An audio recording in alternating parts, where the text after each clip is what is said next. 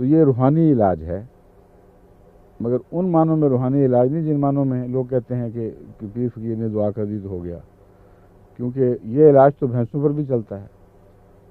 اور بالکل مرغیوں پہ بھی چلتا ہے۔ راجستھان میں کافی کمائی کی ہوئی ہے مرغیوں کے علاج میں۔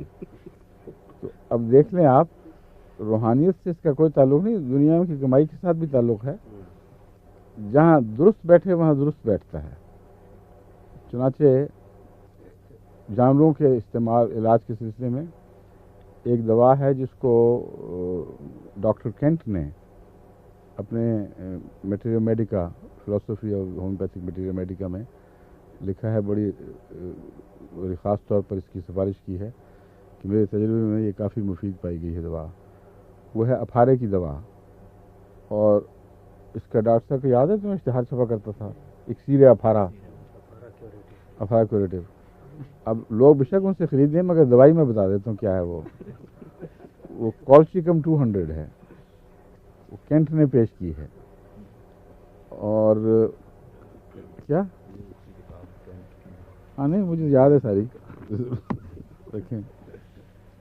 کینٹ نے ذکر کیا ہے کہ عام طور پر اس وقت جب کہ ان کی جانوروں کی کوکھیں بھر گئی ہوں ہوا سے اور پھول چکی ہوں، اور اس وقت لوگ ڈاکٹر کی بجائے قصاب کی طرف دوڑ رہے ہوں کہ اس کا چھری چلے اس کی اور جانور ہمارا گوشت تو بچ جائے کم سے کم، کہتے ہیں اس وقت بجائے اس طرف جانے کے اگر کالچیکم 200 کی کچھ گولیاں اس کے منہ میں ڈال دو تو دیکھو دیکھتے دیکھتے ٹھیک ہو جائے گا۔ ہماری اپنی وہاں گائے بھینسیں تھیں اور بھیڑیں بھی، ان جانوروں پر میں نے بارہا استعمال کیا ہے، اور حیرت انگیز طریقے پر دیکھتے دیکھتے وہ ریلیز ہونا شروع ہو جاتی ہے ہوا، لیکن بعض دفعہ نہیں بھی ہوتی۔ اس لیے یہ تحدی کرنا ظلم ہے اور عقل کے خلاف ہے کہ ایسے چٹکلے انسان کے ہاتھ میں آ جائیں کہ جس میں خدا کی خدائی اس کے ہاتھ میں سب کنجیاں تھما کر ایک طرف بیٹھ رہے۔ کسی علاج میں تحدی کا دعویٰ غلط ہے، اور اس ضمن میں نے خود کر کے دیکھا ہے، وہ لوگ جو اس کو چٹکلے کے طور پر استعمال کریں کئی دفعہ جانور مر بھی جاتے ہیں، لیکن اور بھی تو وجوہات ہو سکتی ہیں کہ اور دوا تلاش کرنی چاہیے۔ جب ایک دوا کام نہ کرے تو کسی اور دوا کا سہارا لینا چاہیے۔ اسی طرح جانوروں کے علاج کے سلسلے میں ڈاکٹر غلام مصطفیٰ صاحب، وہ مسلم الدین صاحب کے عزیز ہیں، ان کے مسلم الدین ان کی بہنوئی ہیں غالباً، ڈاکٹر غلام مصطفیٰ ربا والے، وہ جن کو پنجابی میں ڈنگر ڈاکٹر، ڈنگر ڈاکٹر تو خیر اور قسم کا محاورہ ہے، لیکن ویسے وہ بڑے انسان ڈاکٹر ہیں، بڑے اچھے سلجھے ہوئے۔ میں جب احمد نگر جایا کرتا تھا میرے ساتھ سائیکل پہ، وہ اور بعض بھائی بنگالی بنگلہ دیشی جن کو ہم کہتے تھے،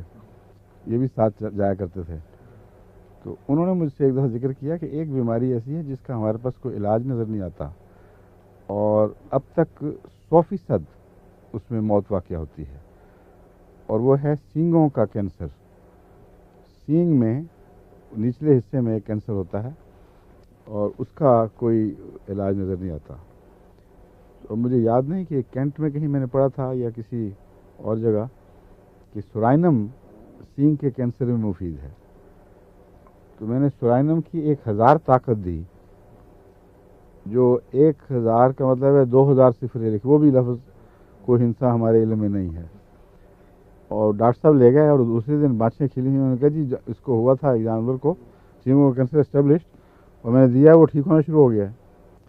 اور ہفتے کے اندر اندر وہ بالکل ٹھیک اور نارمل ہو گیا۔ پھر میں نے اور بھی بہت سے مریضوں پر اس کو استعمال کیا۔ ڈاکٹر صاحب نے بھی باقاعدہ یہ دوا اپنے پاس رکھ لی تھی۔ اب ان کا تجربہ بتائے گا کہ کتنے حصے میں ناکامی ہوئی، یہ بھی نوٹ کرنا چاہیے۔ بعض ہومیوپیتھ